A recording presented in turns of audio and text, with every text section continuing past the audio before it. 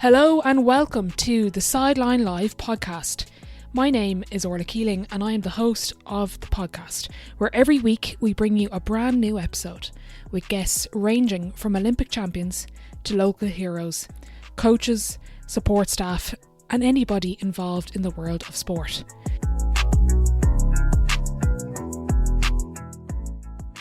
Each week we will dive into different topics, including current affairs in sport, identity, skill, mindset, coaching, and also shine a light on those flying under the radar.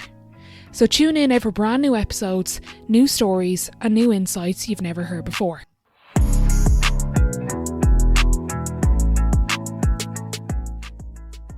This episode is proudly sponsored by Sport Expo Ireland. Taking place at the Sport Ireland campus on April 21st and 22nd, 2027, attendees will hear from leading voices in sport, take part in interactive workshops and masterclasses. To learn more and register your interest, visit sportexpo.ie, which is linked in the description of the episode. Now, let's hear from today's guest.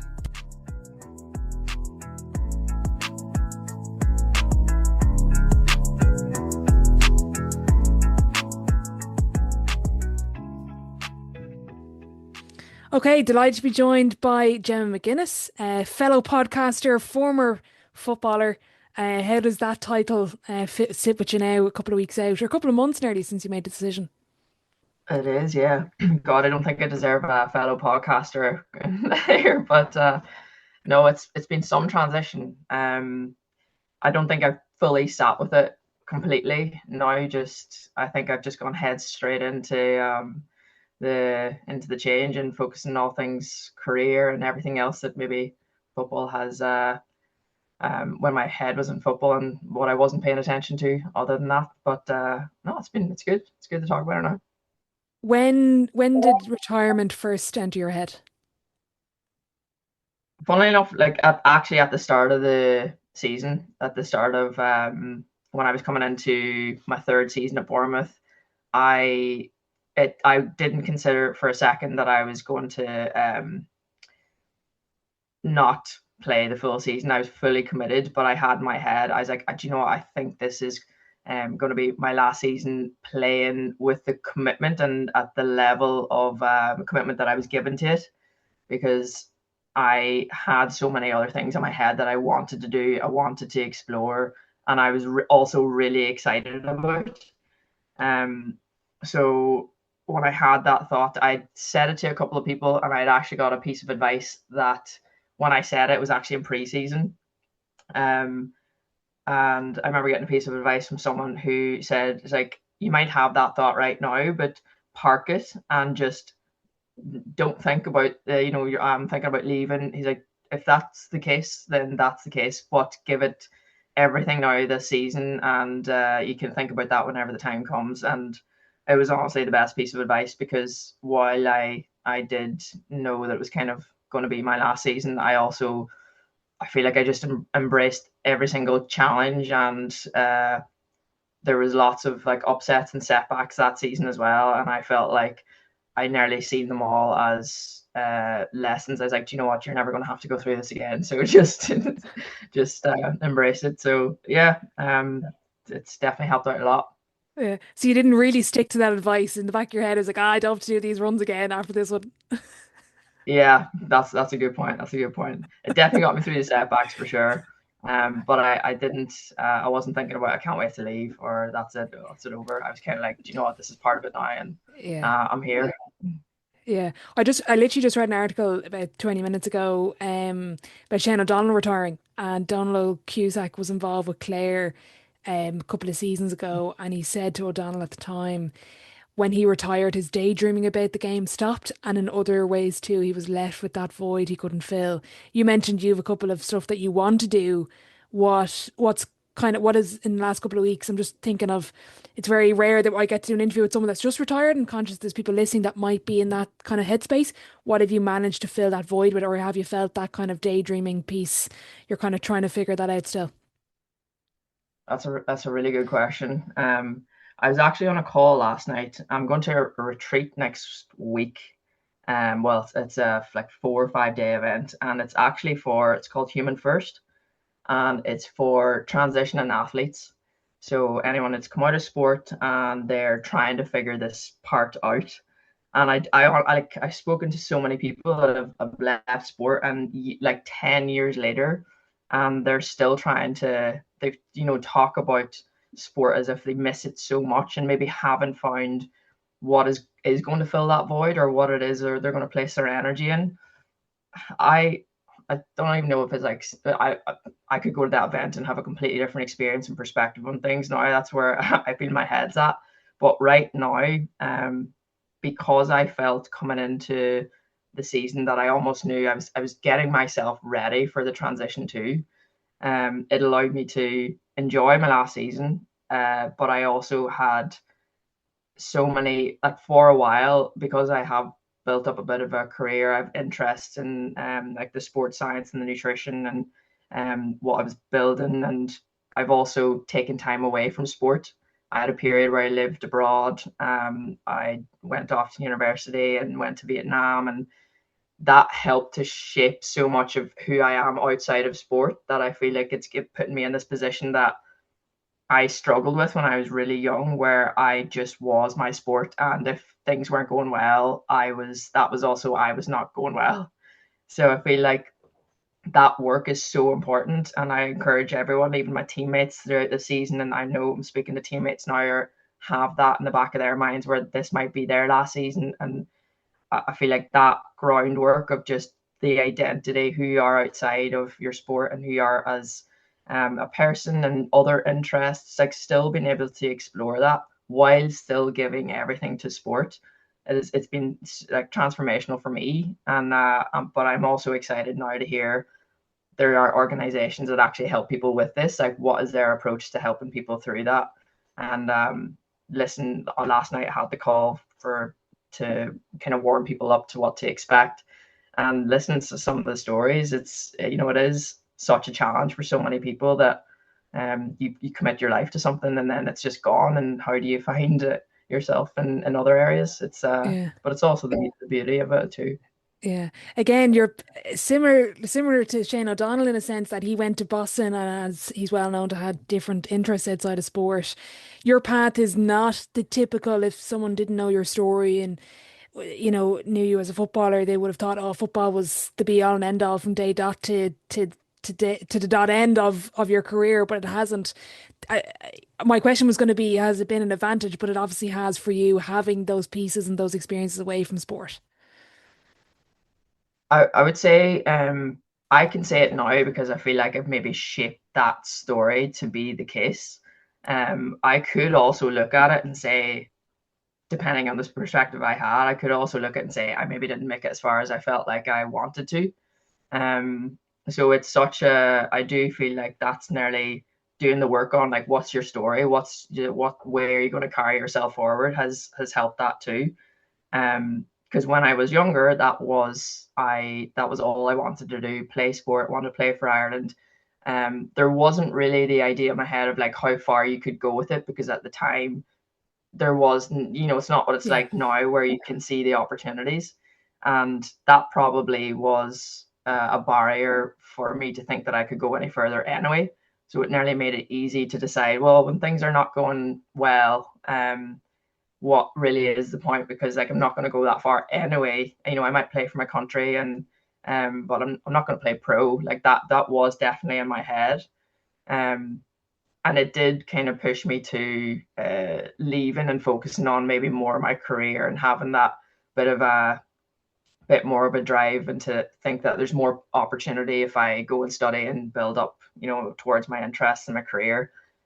And then that also led me to when I was working through that, and doing all those things and going to university, then I was like, okay, I really miss like sport. And I was also seeing, oh, there's something's growing here. There actually is more to all of this, and there's more opportunity in sport now.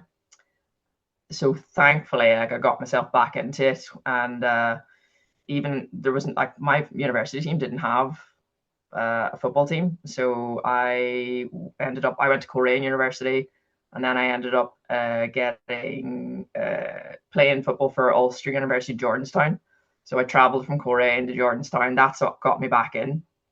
They had like a Northern Ireland, the FA they'd set up the scholarship program. They had training sessions and then a pathway into the national team, and that helped me massively just to see that okay, there's pathway, there's people that supporting this, there's resources going into this, and then it got me back into like playing football at a decent level, and then getting back into the Irish League, and then being able to play for Galway, Sligo, Galway, and come over here to Bournemouth. So definitely not a straightforward path, but I think that has also, like, leaving the sport, coming back into the growth of the women's game, it has shaped where I am now, and hopefully keep working towards getting to the places where I want to go to. Yeah, that was actually, I only spoke with Aoife Wafer last week, back to back Guinness Six Nations Player of the Years. For anyone who doesn't know, first female to ever do that. She's only 23 and she says, I'm not done yet, so I can't wait to see what she does. Uh, But she had her first cap for Ireland and then got injured and was 2 years, had a 2 year gap between her next cap. And in that 2 year period, she fell out of love with rugby, stepped back, played local league, and found her love for it again. And we spoke about how those two or three, well, I call it 2 steps back. She said it was a few more than 2 steps back, propelled her 5 steps ahead of where she even was. I know you're saying it's kind of the context of looking back of shaped that story, but to me, there is no Gemma McGuinness now and where you're at without those steps away from sport that propelled you back in. You probably, maybe I'm wrong in that, but I'd like to think that that's what's propelled you to where you are now, while you maybe didn't get to maybe be at the very top of where you wanted to be when you were younger. 100% without a doubt. And I think, I definitely agree. I think it is the power of being able to reflect on those setbacks and see what does this mean for me moving forward. And I definitely agree. I look back, and while it was probably sometimes really hard, especially in the early stages coming back into sport, thinking like, I remember thinking, oh my God, am I too old? It was like 25 at the time. I was like, oh, too old to come back. And it was so strange where your mind takes you when you're in it, but the power of perspective then and the insights that you have when you're going through it, and then the next time another setback comes, you have all this evidence and built up story of like, well, I've done it, different things, I've done harder things before, and I've got through it. It's it changes how you look at it completely, and where you believe that you can go then moving forward too. Yeah, and I think that's a thing that we see in sport so often is we put this, like, it's terrible ageism and we put it on ourselves and remind anyone else. And like John Cooney, I only shared it there. John Cooney played professional rugby and he's a kicker now, but he took his first kick at 26 and then 4 years later at 30 he took his first kick for Ireland, like, and played for his country in a Wow. position that he hadn't Yeah, played till he was 26. Like, and there's so many more examples. That was just fresh in my head. there is. Like, there's just this, and I think particularly as females, because it's very different for us than men. If you want to have a family, there's a biological piece there. Yeah. But unless we're excelling in top sport at the level we want to be in our early 20s, it's too late. And we write ourselves off way too early, I think, from what I see. 100%, and I do agree. It's actually in females as well. Like, I think there is that you just look. I did at the time because I was looking at people that I grew up playing with and have now gone on to higher levels, and I just felt like there was this massive gap between me and them now. So like getting back just felt like so far away, and it definitely was a really hard like the hard thought to have, but from even in in last season, there was me and maybe three others that were there was three others who were older than me. They might have been a couple of years, and we were just placed in this group of being the older players because the next gap was, we were in our 30s, but the next gap was I think 24, 25. So it was huge, and it was just, you're nearly isolated as the old players, and that does change how you kind of view recovery and how, well, obviously I'm not as fast anymore. And I think that attitude can slow you down from, like, that's actually not true. There's so much that you can still be capable of doing at a very, very high level.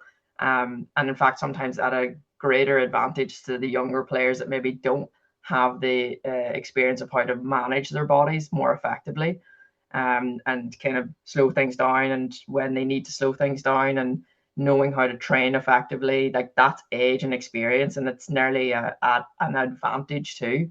And yeah, that kind of middle ground sometimes when you're nearly 24, 25 is it can be a hard place to be too, when you're young and ignorant, like really young and ignorant, and you just kind of nothing matters. Yeah. Yeah, it's important just to take that step back and yeah, be careful with how you're placing your thoughts on that. Yeah. It's only like I'm trying to unretire you as we chat. I'm like, you're still young enough. Go do Welcome back. it. See a post now next week. I'm back. I keep saying I'm retired from football, but I'm not retired from competing. I'm working on exploring where I'm going next. What's in your interest then? There's obviously something. Is it high rocks, trika kind of? Everyone keeps saying high rock, do high rocks. I might do high rocks, but I don't think I'm particularly attracted to like getting into that type of training all the time. There's a couple of things like there's a track close to me here, and I've worked with a couple of track athletes and have done a bit of training in that, and I'm really enjoying it now. I'm going to right after this. I'm going to a golf lesson. So I used to play golf when I was younger. Yeah. So I want to get back into that just for fun. There's also have you seen Athlete X Games? No. I think it's like March on. They're doing these events, and it's kind of like High Rocks, but what they do is they're building competitions for like ultimate fitness. So it's your like strength, endurance, speed. It's like a functional fitness event, but it basically is good to measure complete fitness. Like, are you fit, fast, and strong? Okay. I like that kind of athlete approach to training and competition. So that's I've got one of those in the diaries for further down the line. But Okay. that's yeah. So So we'll see. what I've heard is high rocks is too mainstream. You're going to go to the next level of Athlete X is what I've heard. Well, you said they're fast, fit, and strong. Jesus Christ. No, that's what I like. I love people that are just like, I love the idea of just like ultimate fitness. Like, where can you not crazy, but like actual, complete fitness. Yeah. It's yeah, Fair that's enough. my No, training. no Gaelic football. No, I'm sure in a couple of years there'll be Masters ladies football. So I feel like you'd be like back in, no bother. You push me out there. Uh, who knows? Who knows? Like, I'm in the UK at the minute. I'm still gonna stay here for a little while. So unless they set up a team around here, I don't know. Fair But enough. yeah, I Fair do. enough. I'd love to get back and like play a game of Gaelic football. But in terms of commitment to it right now, I just can't see myself. Yeah, you'll just have to set up the local team. Just get it going. Maybe that's There you what it go. is. Yeah, I'm just There you gonna have to go. step up. What I'm interested, I've like a wide range of audience that listen to this podcast. And actually some of the listeners I know that are listening to this are out now in Greece playing Masters basketball for Ireland. Like Oh, over 40, over 35, 40, 50, 60, 70. I think there's an over 80s team. I mean, like if you want to play basketball, actually, that's a sport for life as well as golf. wow. But my mom keeps joking with me that I haven't hit my prime yet till I go to the Masters. So, um, I what love it. I do have while I'm really conscious of those listeners, I do have quite a younger audience, and parents that listen. And I'd love to know your take from your experience in sport, but also with your skill set and what you work in. What are the mistakes that you see young athletes make? What is it? Like, is there obviously everyone's different, but like, is there a trend? You're like, what are this group of age groups doing wrong? Mistakes. I would say I delivered a speech last week on Friday to a school. They were like a private prep school, and it was primary school students. And I was just asked to deliver the speech on whatever I felt was going to inspire these young kids, the students. And it put me back into a space of like reflecting on myself as a younger athlete. And I wanted to tell a bit of a story of like my experience through sport of where I believed I probably didn't pay enough attention to or didn't even know what the problems were. Um, and I told a story about just being brave, brave enough to make mistakes, brave enough to lose, brave enough to like just keep going when things are hard. And I think like I work in the space of performance now, so I work with a lot of young athletes, and so my youngest athlete at the minute is 15, but she's moving into a senior team, and I've never seen, she reminds me of myself in terms of like she will do all the physical training. Her habits are great, her nutrition's great, and she's also extremely confident in herself, which is probably something I could not relate to when I was her age. My confidence was not, that's where I struggled. But I definitely noticed, I introduced her to another young athlete who did struggle with her confidence. She had great preparation. Her performance habits were brilliant. She was physically fit, but she struggled with her confidence. And I just introduced the two to each other because I thought, do you know what, one of this girl can help the other girl with her nutrition, and the other girl could help her with her confidence and mindset, and just listen to each other. And I think what I delivered in that speech, what I heard these two girls talk about, was what I was probably missing when I was a young athlete. That I didn't hear enough about the challenges and the struggles, and that how I felt inside. I didn't even know how to communicate why I was crying whenever I lost. I didn't know why I felt so upset or frustrated or angry when things didn't go to plan. And then being able to introduce these two young athletes to each other and just hear them talk about like, oh, I feel like that as well, and I'm struggling with that, and then just helping each other, not feeling like they had to have the solution, but just being like, oh, this is what I did.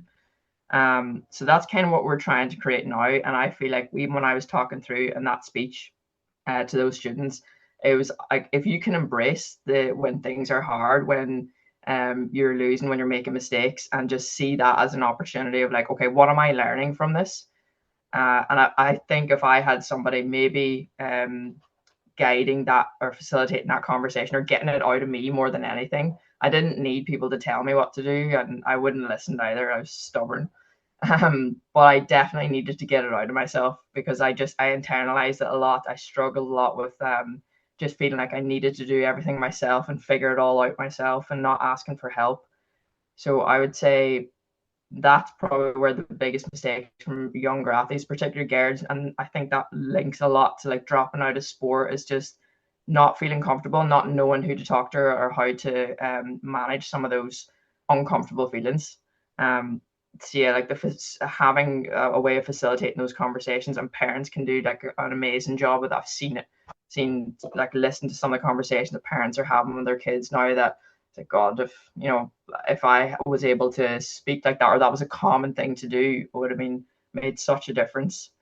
So yeah, I wouldn't go towards maybe the expected nutrition changes. There's lots of things to dive into that, but when I think of like the biggest challenges, that's probably where I'd go. Yeah. And you've highlighted something there that I don't think we realize, that we have so many resources within each other. Like, as in, you can pair up with a teammate, or whether it's like everyone looks at coaches or mentors or parents, but like the amount, like let's say you're in a basketball team, there's probably about 12 on a roster. There's probably about 25 on a Gaelic football team, maybe more. Like, that's 25 different people with different experiences, backgrounds, insights, but also understand because they're in the arena with you, whatever arena that is. Yeah.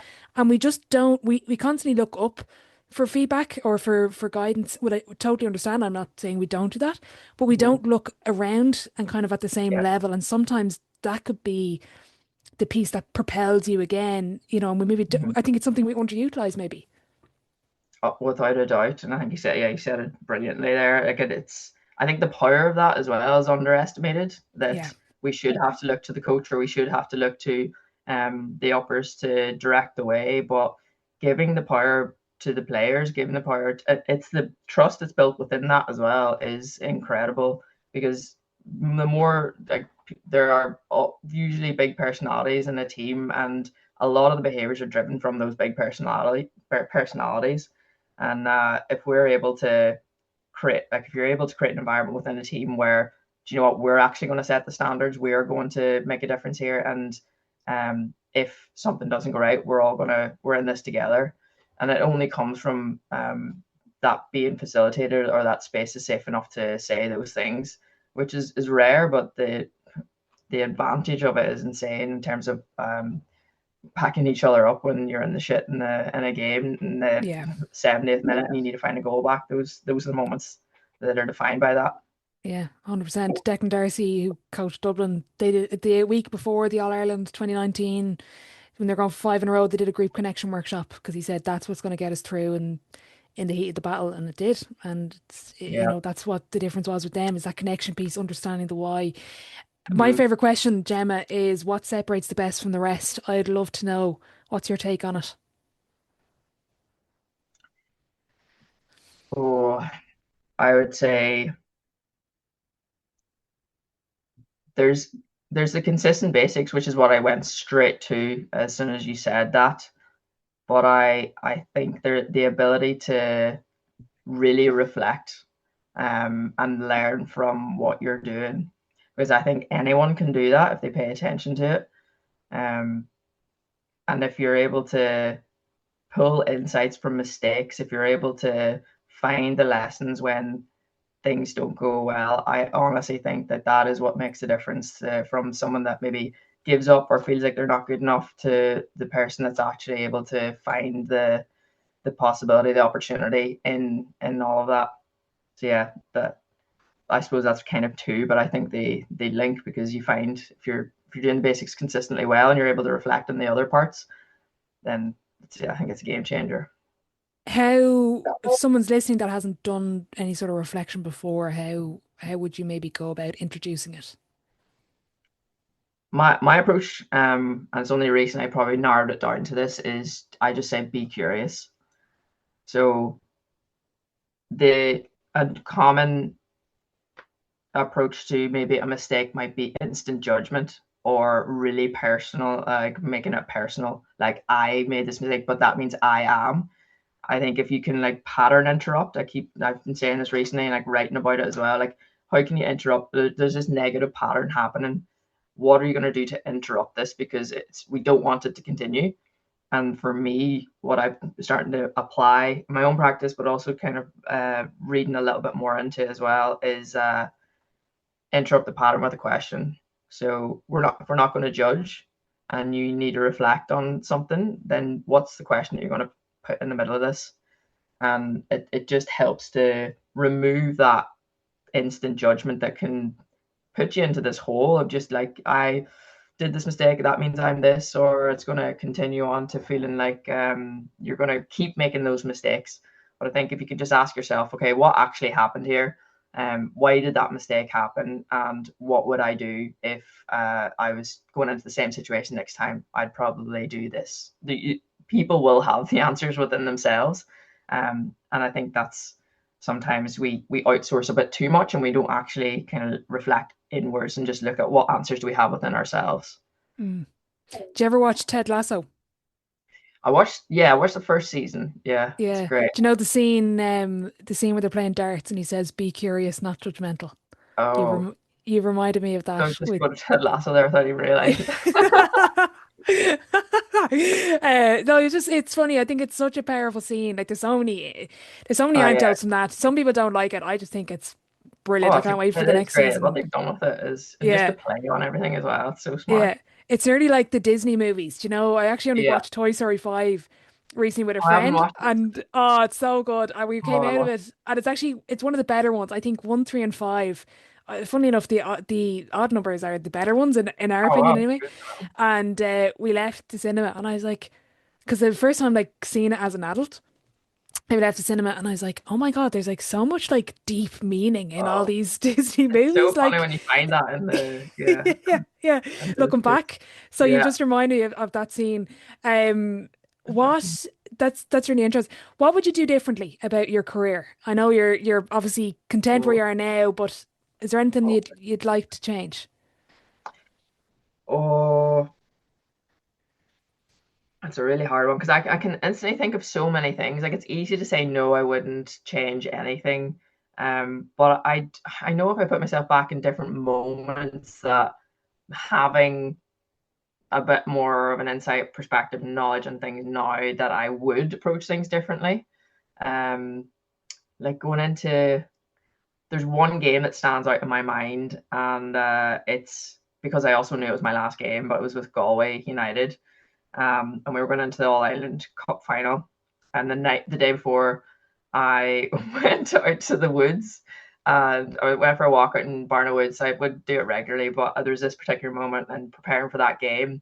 And I remember because I knew it was my last game, and I wanted to give, obviously it was a big game as well. I wanted to give it everything, and I was able to kind of think and do some vision exercises how I wanted to play. I feel like I prepared my best for that game out of so many different games before. I just felt confident going into it. I feel like that's so rare for me also to have that feeling. So to do the preparation, but also to feel confident and excited and enjoy the game. So there's many times where I would have done a lot of preparation, even all the vision exercises, but not be excited to play because I nearly felt I was too nervous to enjoy it. So I don't know, it is a common thing to say. I wish I enjoyed it a little bit more, but I would love to nearly bottle that game up and like give a bit more to my other games of that experience. Not need the big moments to be the moments that you like prepare that in that way for, that it was the other games as well. And I honestly wish I had a bit more fun with it too. I think I'm so serious and I still am. Like I can see it in my work as well. I was like, Gemma, chill out. Like it's not that deep. Well, I love that part of me, but I also I think I would like there's that fun part that I think I should have embraced a little bit more in sport. I actually think I would have my best games have always come from like when I had the most fun. And yeah, no matter how many times I told myself that at the time, it was it was hard to find still. I think it goes back to maybe the when you're striving and driven and want to be at the professional level, whether it's actually being professional or having professional standards, it's like we can't have fun. I don't Hmm. know, do you experience, is that what you experience in sport? Yeah, definitely. I know exactly what that feels like. It's because you're not thinking about fun either. It's almost like it shouldn't be fun because like Yeah. you have to put yourself in this like place of this is what the standards are. And I shared something there the other day just about like there was a take on Haaland's approach to performance, and it was just if you can see in this World Cup how much fun he's having, but also how much of a warrior he is in the game, and there's no one getting the ball ahead of him. And I think to sometimes to put yourself in a position where you are striving and you are putting all the effort in, like to know that there is greatness in having fun as well, and almost it unlocks a new level too. Like you can have fun and high standards at the same time, and it's hard to accept when maybe it's not your natural personality, or sometimes Yeah. there's players in the changing room where it just comes out and they are just like having the crack and fun. And I nearly feel like if it's not your natural, that there is some exploring to do there of how do you find that. Because even though I would say it's not my natural in a competitive environment, I also know what it is like to kind of dip into it and explore it a little bit. And I think that's kind of what I'm working on now, even as I, in my other parts of my life, that chill out a little bit more and have a bit more fun while having high standards. And while going for this Athlete X Games, which I'm now petrified to even look at. And you'll see, I hope pictures are me smiling. That's my. But it goes back to again, you've reminded me of another thing. Jack McCaffrey playing for Dublin. Everyone was kind of slagging him, and he kind of enjoyed the slagging piece around when he was walking in the parade in Croke Park. He'd be smiling, and everyone's like, probably sometimes he was like, I do look a little bit creepy. But he was like, why would I not enjoy this? I'm out with like some of my best mates doing what I really enjoy doing, representing not only myself, my family, my club, everyone around me. He was like, geez, if I'm not smiling, what's the point? Now I'm Yeah, paraphrasing there, obviously, but yeah, like it goes back to the expectation things again from outside of your circle in sport. It's like, oh, when we get to this elite level, it needs to be hard and driven. I've just yeah. finished The Inner Game of Tennis. Have you ever read that book? That is on my list. No, I've seen so many Uh, people read it recently, but yeah, that's on my list. I bought that book about 4 years ago and I hadn't read it. All It's right, unbelievable. And I regret really. not reading it before now. And you're going to regret not reading it when you were playing. You're going to be like, I have to go back now. There you go. I'll have it myself back now. Uh, Oh, definitely. um, no, it's good. It's good. But again, it goes back to you can't. I've taken a couple of quotes from you there on fun and sport. Maybe that'll be the title of this episode. I'm going to wrap it up. This has been very enjoyable. We'll do another part at some point. Gemma, you are potentially a quotes person. I'm trying to figure that out. So, first question at the sideline seven, your favorite quote. My favorite quote. Oh, I've got two. So I said this in the speech the last time. My earliest quote that I think had a significant impact on me is "Feel the fear and do it anyway." It's from that book, Susan Jeffers. That's been a huge one in the early stages. My most recent favorite quote is, it's not about making the right decision. It's about making the decision right." Like that. Yeah. And yeah, it's I forget her name, but she's like the guru of mindfulness.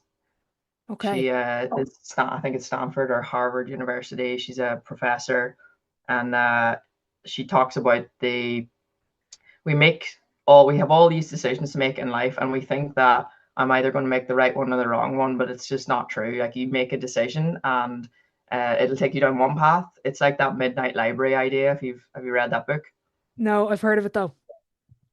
It's a great book, and it's just about all the possibilities of life. If you had to do one thing and something else happens and you never expected it, it's just it's amazing. And then she had this quote that has just stuck with me, of like, just make the decision, and no matter what happens, you're just going to make it right anyway. Like, if you'd Yeah. make that. So yeah, I found that really powerful. I've said it a few times Deadly. during the season, and I got a few eye rolls, so that tends to happen with me.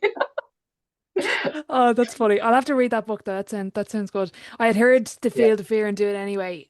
Someone actually said it to me before I set this up. I set up the podcast Oh, and yeah, it gave me, it wasn't the sole reason, but it was one of the things I was like, you know what? um, Feck it.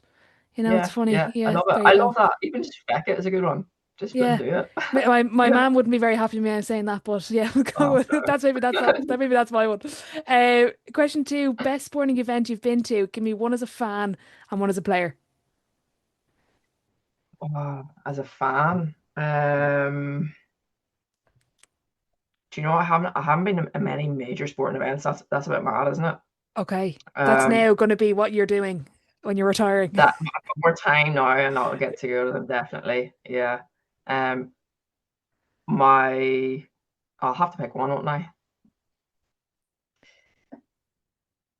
The most memorable is probably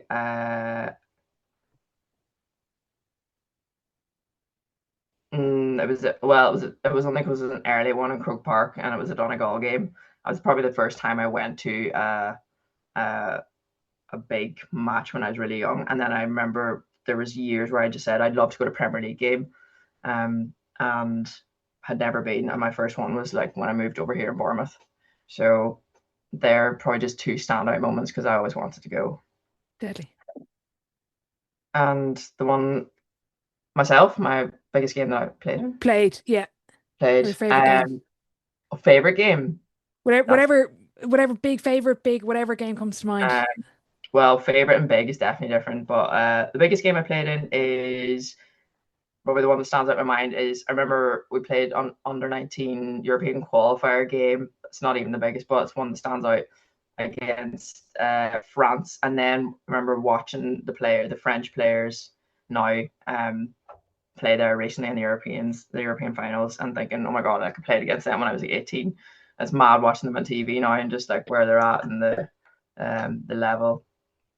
Uh, but yeah, my favorite game is that moment that I described, the Galway. They just um, there's just so many memories from that. There's been so many different matches you could put. It's so funny. I've never actually asked myself that question, so I'll have to actually Uh, sit and think of that. there you go. You can reflect on that and be curious. Yeah, Yeah. yeah. Question three, biggest setback or challenge so far in your career, and how did you react to it? Biggest setback.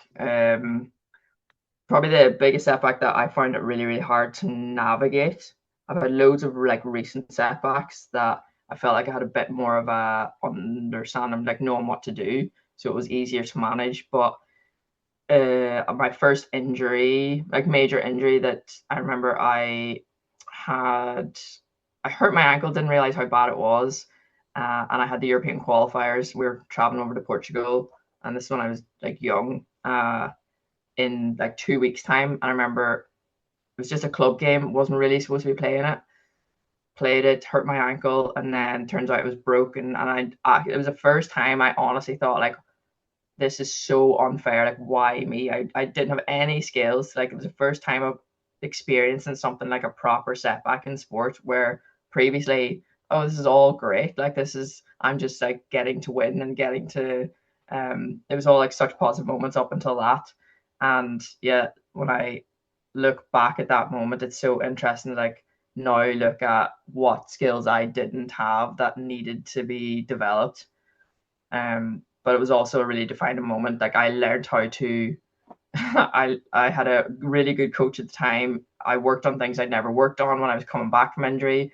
I remember learning how to sew in a competition at school, and then it started to open my eyes about those the creative side. And then I got more. I was practicing piano, and then it started to like broaden what I was capable of doing as opposed to just like sport.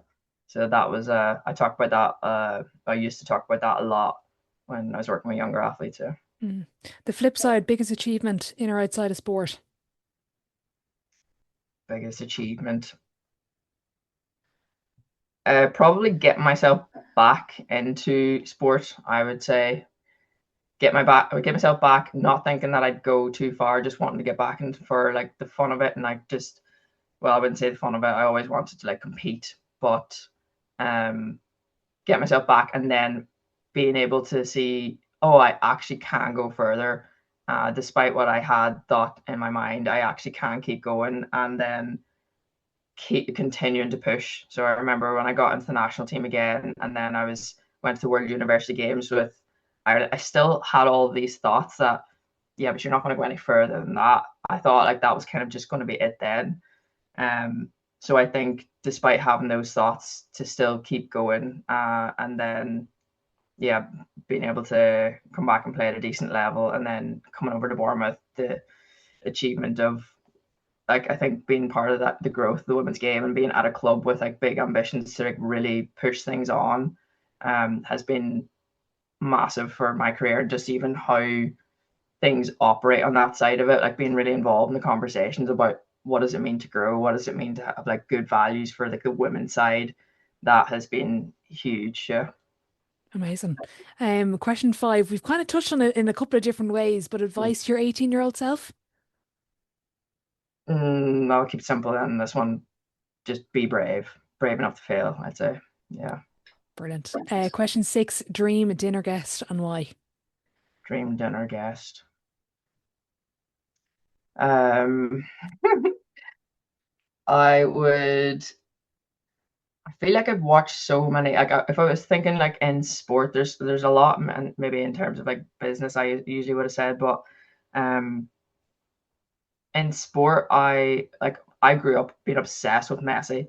Like, I was obsessed. I had posters. I remember one time there was a newspaper clipping that said like my name and Messi in the same article because I was like good at dribbling, and I was like made my year. But now to see like, I like, not that it's like cliche, like one of the best players in the world, but I just like that. How do you keep going? And I would love to. I watch YouTube videos, listen to his like interviews, but I even thought the other day, I was like, is there anything that someone hasn't asked him? Because people are asking the same questions, and like, oh, the goat like he keeps going at his age, but there's something else there. Like, that's not normal. Um, and yeah, maybe someone like has a career longevity like that, or Tom Brady. I just love that. I would love to learn a little bit more about what it really is underneath it all. Yeah, it's not even asking them the question. It's like following them for a week and being like, what does it What really are they take? doing? Because I, Yeah. I don't even know if they could articulate like like in a conversation or in an answer. You would need to Mhm. see it Yeah. and see what it takes. But yeah, that's a really interesting one. Um, if your life was a book, Gemma, what chapter would this be called? The transition. The transition phase. There's been like 20 of those, but I think this is probably the one that I'm actually like marking and being aware of. I think previously they just happened. And I was just like floating along with whatever, Yeah. like a bit more carefree. Whereas I feel like I'm actually deciding this a bit more. Yeah. So maybe intentional transition. Intentional transition. Brilliant. We'll leave it there. Gemma, if someone's listening, wants to reach out, keep up with what you're doing, where's the best place to do that? Probably Instagram. The website now for the business is verisperformance.com. That's what we're building. That's what I'm working on right now and where my attention's going. But I used to say the Nutrition Gem. I've changed my name now. It's just Gemma McGuinness. So that's where you'll find me on Instagram and socials. Brilliant. I'll be sure to link everything in the description box of the episode. Gemma, best of luck with everything, especially that Athlete X Games. Look forward to the updates on that, and keep in touch as well. Thanks, Orla. Brilliant. And that is it for today's episode of the Sideline Live podcast. A huge thank you to our guest for sharing their story, insights and experiences with you, the audience. If you did enjoy the episode, please do leave a rating and review on Apple Podcasts and Spotify, as it does help the show grow. If you are interested in more content and information or hearing from upcoming guests, you can follow our social medias at The Sideline Live, which are linked in the description box of the episode. If you do have any guest suggestions or topics you would like to have covered, you can send us a message on social media or email thesidelinelive@gmail.com. Thank you for listening, and I'll catch you in the next one.